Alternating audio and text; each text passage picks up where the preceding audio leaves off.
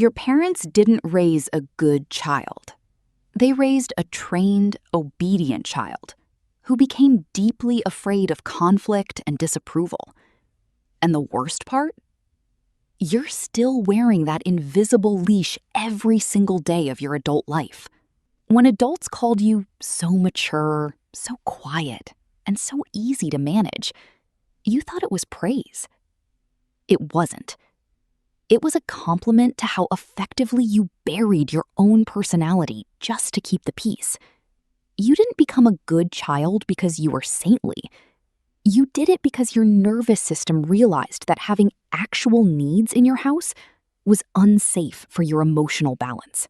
Today, you're an adult who can't say no without intense anxiety, who eats wrong restaurant orders just to avoid bothering the waiter, and who burns out in silence while everyone relying on your energy calls you reliable. In this video, we are exposing the hidden psychology of the good child trap and why your lifelong habit of being convenient is actively holding you back. Pay close attention to point 4, because we will expose a profound nervous system state called functional freeze, where you look like a high achiever on the outside, but are completely overwhelmed on the inside. If you're ready to stop apologizing for simply existing, listen very carefully. First, your good behavior wasn't a personality trait. It was a survival instinct. In developmental psychology, a child's brain has one core objective: secure attachment to caregivers. When a household is unstable, whether due to an explosive parent, marital tension, financial stress, or an emotionally absent mother, the child subconsciously performs a cold calculation. They realize, this environment is too fragile for my emotions. If I throw a fit or have needs, the system will break. So you suppressed your identity to keep the peace. Psychoanalyst Alice Miller called this the drama of the gifted child, the phenomenon where children sacrifice their authentic self to become whatever their parents need them to be.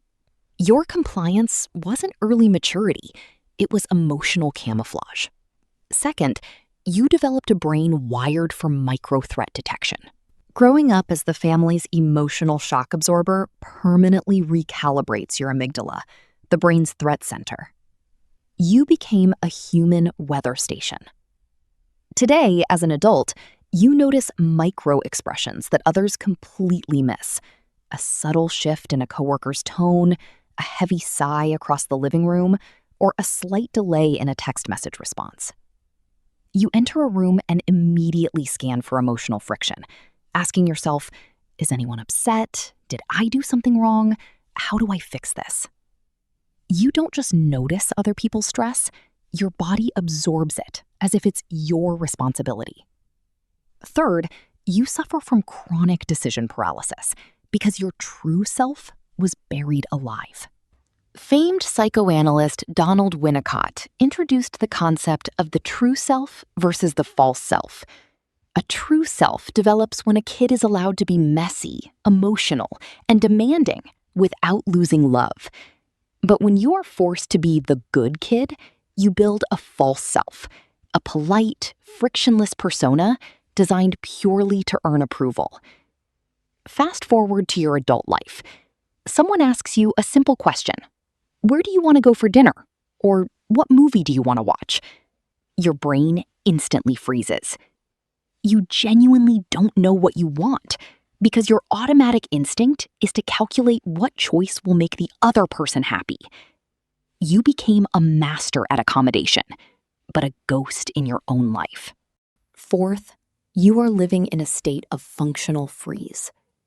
To the outside world, you look like you have it all together. You pay your bills on time, you never miss a work deadline, you're the reliable friend who always helps people move, and you rarely complain. Neurobiologically, however, your nervous system is stuck in high-grade distress. Because you were never allowed to express natural fight or flight emotions like anger or protest during childhood, your body learned to suppress everything behind a smile. You are operating in a functional freeze state, high cortisol, racing mind, and complete exhaustion, wrapped in a calm demeanor. you aren't peaceful.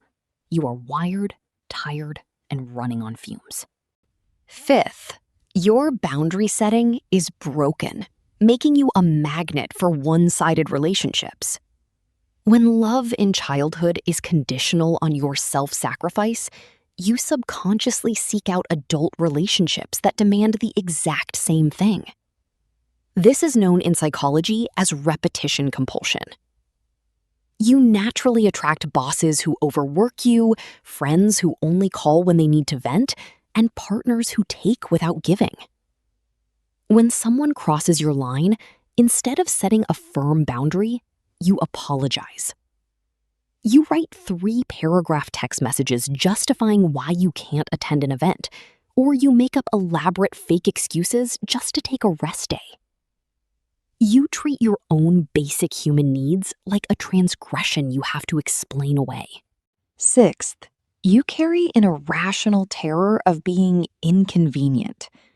Think about how you navigate daily life. If a restaurant gets your order completely wrong, you eat it anyway so you don't bother the waiter. If you're sick, you work through it because taking a day off makes you feel immense guilt. You constantly apologize for taking up space, asking questions, or having preferences. This happens because to your subconscious mind, causing friction equals abandonment. Your inner child is still operating on the ancient rule that if you become a burden, you will be rejected. Seventh, real healing requires you to become comfortable with being the bad guy in someone else's story. The hardest truth a former good child must accept is this: your freedom lives directly on the other side of someone else's disappointment. You cannot heal while maintaining the illusion that everyone must like you at all times. Healing isn't about learning new ways to cope. It's about stepping out of the role of the pleaser. It means saying no without offering an explanation. It means letting someone be upset with you and resisting the urge to run in and fix their mood. It means realizing that anger isn't a flaw. It's a healthy signal that your boundaries were violated. You have to trade the cheap comfort of being convenient for the deep dignity of being real.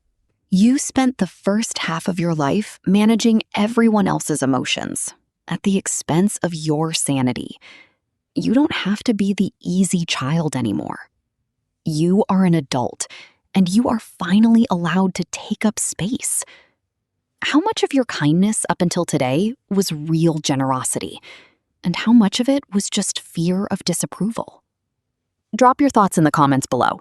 I read through them, and seeing how many of you are breaking free from this trap is powerful. If this hit home today, leave a like and subscribe. In our upcoming videos, we will continue breaking down the subtle psychological conditioning that holds us back from true emotional sovereignty. Stop shrinking yourself to keep the peace. I'll see you in the next one.